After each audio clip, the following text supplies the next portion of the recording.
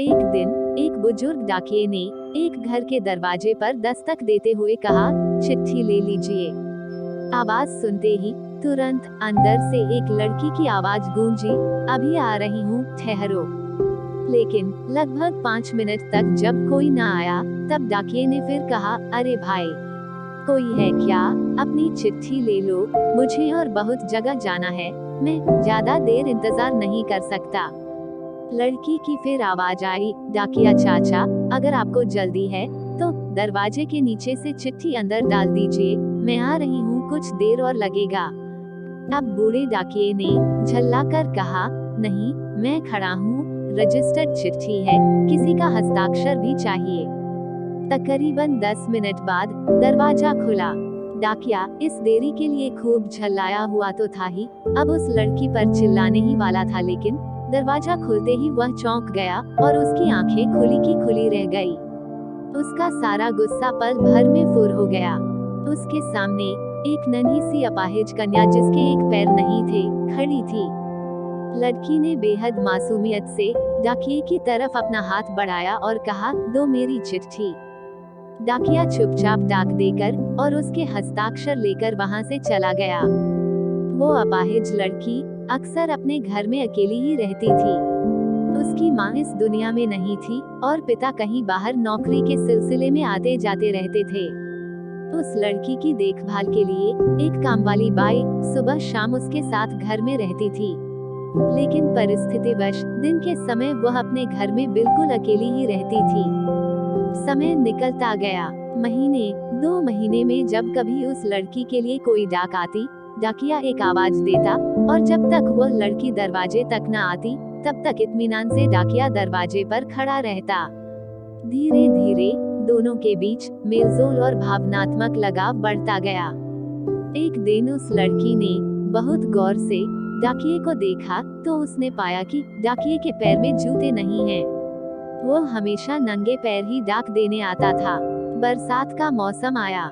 फिर एक दिन जब डाकिया डाक देकर चला गया, तब उस लड़की ने जहां गीली मिट्टी में डाकिये के पांव के निशान बने थे, उन पर कागज रखकर उन पांवों का चित्र उतार लिया।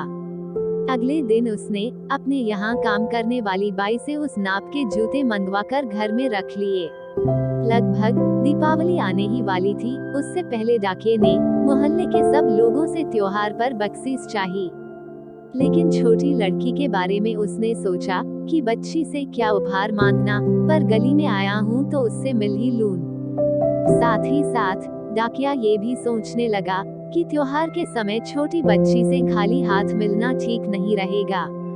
बहुत सोच विचार कर उसने लड़की के लिए 5 रुपए के चॉकलेट ले लिए।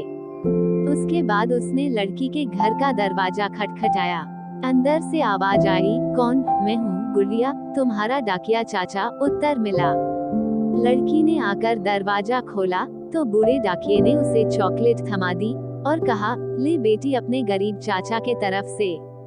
लड़की बहुत खुश हो गई और उसने कुछ देर डाकिये को वहीं इंतजार करने के लिए कहा। उसके बाद उसने अपने घर के एक कमरे से एक बड़ा सा डब्बा लाई और उसे डाकिये के हाथ में देते हुए कहा, चाचा, मेरी तरफ से दीपावली पर आपको यह भेंट है। डब्बा देखकर डाकिया बहुत आश्चर्य में पड़ गया। उसे समझ में नहीं आ रहा था कि वह क्या कहे। कुछ देर सोचकर उसने कहा, तुम तो मेरे लिए बेटी के समान हो, तुमसे मैं कोई उपहार कैसे ले लूं बिटिया रानी। लड़की ने उससे आग्रह किया कि चाचा, मेरी इस गिफ्ट के लिए मना मत करना, नहीं तो मैं उदास हो जाऊंगी।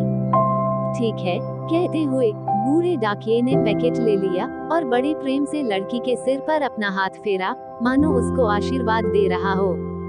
बालिका ने कहा, चाचा, इस पैकेट को अपने घर ले जाकर खोलना।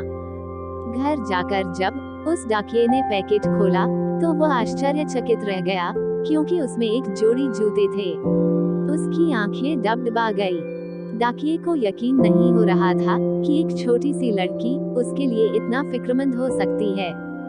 अगले दिन डाकिया अपने डाकघर पहुंचा और उसने पोस्टमास्टर से फरियाद की कि उसका तबादला फौरन दूसरे इलाके में कर दिया जाए।